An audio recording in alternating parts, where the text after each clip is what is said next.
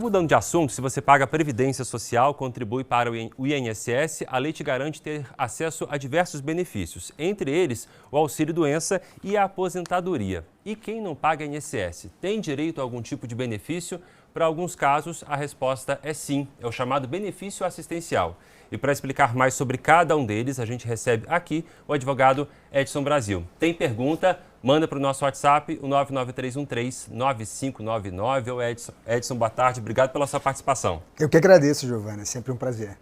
Vamos explicar então a coisa do direito previdenciário e o direito assistencial, coisas distintas então. São diferentes, né? Os benefícios previdenciários, eles são vinculados ao INSS e exigem que você seja segurado, né? Que você faça parte daquele sistema, contribua, seja como empregado de carteira assinada, como MEI, como empregador, como profissional liberal, contribuinte facultativo, individual, de alguma maneira, para você acessar os benefícios previdenciários, você tem que estar ali contribuindo.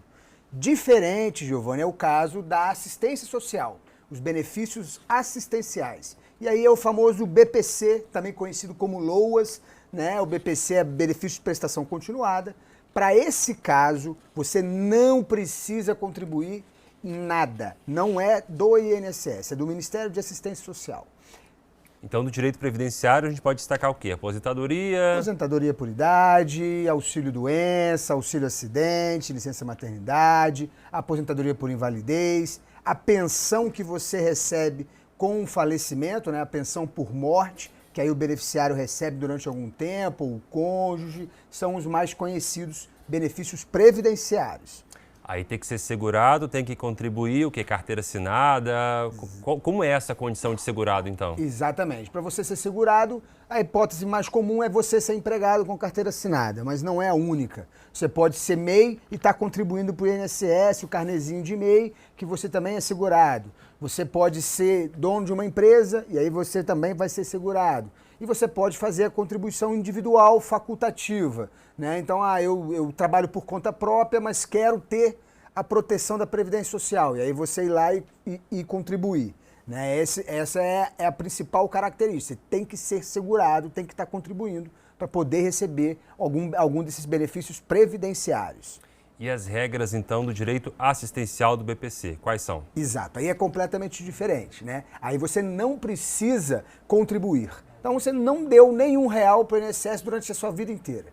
Se você chegou, primeira regra, 65 anos de idade, não tem renda, não tem nenhum benefício da Previdência Social, nunca contribuiu, não é aposentado, não recebe pensão e a sua renda da residência onde você mora, então você tem mais de 65 anos, não recebe nada, e a residência onde você mora com um filho ou não, por pessoa até 1/4 do salário mínimo, aí você vai ter direito ao BPC. Tem que ir lá no INSS, fazer todo o requerimento administrativo, comprovar a miserabilidade, que é exatamente não ter condições de ter mais de 1/4 do salário mínimo e ter mais de 65 anos. Você vai receber, não recebe 13º, só recebe 12 prestações por ano e também não passa esse benefício assistencial. Você não passa, quando a pessoa falece, não passa para nenhum beneficiário. E além dos 65, Giovanni, tem o caso das pessoas com deficiência, que também tem direito. Então 65 anos, deficiente mental ou deficiência física, nessas duas hipóteses tem que ser uma deficiência grave, na mesma condição de miserabilidade, ou seja, sem condições financeiras, né, 1/4 do salário mínimo por pessoa, também terá direito. São esses três. Vamos pensar então numa família, sei lá, de 4 pessoas, mãe, pai, 2 crianças, uma delas tem deficiência. Qual seria o critério, a questão da renda, então, para a gente entender e talvez facilitar para o pessoal de casa? Perfeito. Uma família um pai e mãe, 2 crianças, uma com deficiência. Essa criança com deficiência, a princípio, poderá receber o BPC LOAS. O que acontece? Se o pai recebe um salário mínimo, a mãe está desempregada e tem uma deficiente, tem 4 pessoas morando na casa, a deficiente terá direito a receber o BPC. No mesmo exemplo, se a pai recebe um salário mínimo, a mãe recebe um salário mínimo e tem uma criança deficiente, são 2 salários mínimos para essa família de 4. A criança não terá direito, porque não terá naquela faixa de renda de 1/4 do salário mínimo por pessoa, aí ela não terá direito. Agora, onde recorrer, né? É na Previdência ou não, na assistência do município, né? Onde recorrer, onde encontrar o BPC, então? A gente sempre orienta buscar os CRAs, os CREAs, o sistema de assistência do município que vai dar essa orientação. Tem as agências do INSS também. E tem também, a gente sempre fala que às vezes você faz o requerimento e por algum motivo é negado. A pessoa que está nessa condição, ela pode procurar a Defensoria Pública ou até um advogado particular também e contestar na justiça isso para tentar receber esse benefício assistencial. Edson, a gente tem perguntas no nosso WhatsApp, nós fizemos o convite, o pessoal de casa sempre atende. Isabelle Magalhães, boa tarde para você. Tem pergunta, é isso?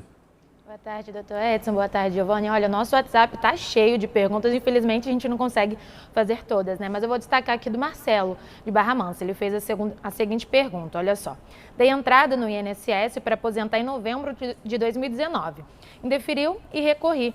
Só que está em análise até hoje. Qual é a minha saída? Essa é a pergunta dele, doutor.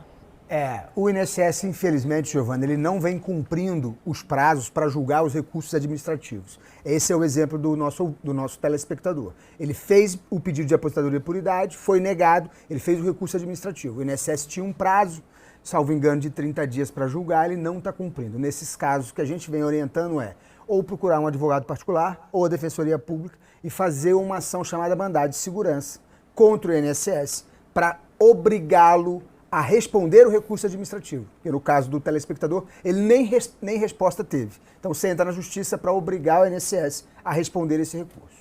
O direito assistencial, se ele é negado, por exemplo, o caminho também é o mesmo, acaba tendo que recorrer à justiça? Exatamente. Em última instância, vai para a justiça, pode fazer um recurso administrativo no próprio INSS. Depois desse recurso administrativo, mantendo a negativa, você pode ir à justiça e lá o juiz, o Poder Judiciário, dará a última palavra se você tem ou não aquele direito. Nossa conversa hoje com Edson Brasil, advogado aqui de Resende. Edson, muito obrigado mais uma vez, informações importantíssimas. Eu que agradeço, um abraço. Bom fim de semana. Obrigado.